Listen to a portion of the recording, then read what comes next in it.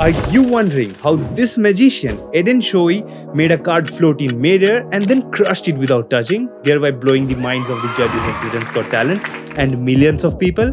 Well, that's something that you can also do.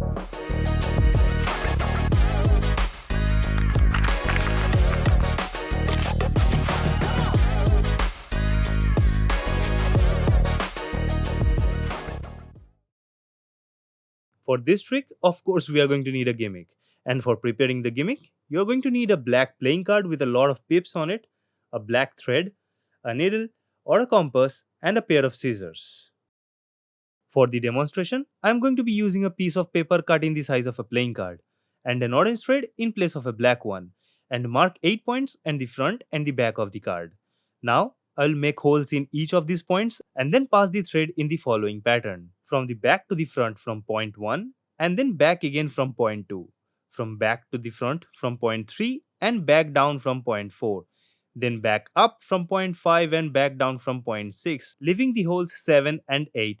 I keep the end of the thread long and untied.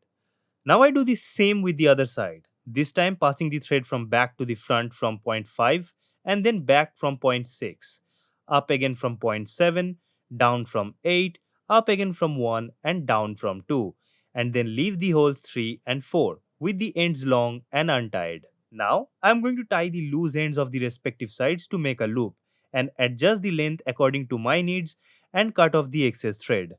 This way, each side of the card is attached with the opposite side of the loop, which when I stretch together makes the card float, and when I stretch more, the pressure causes the card to crumble without touching. I prepared the gimmick this way with the black playing card with a lot of pips, making the holes at the similar points and passing the black thread through them instead of the orange one, and make the loops.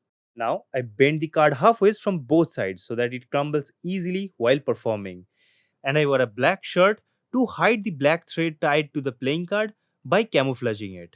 This is not a close up trick, so it is better to perform this on a stage or in front of a camera with controlled lighting.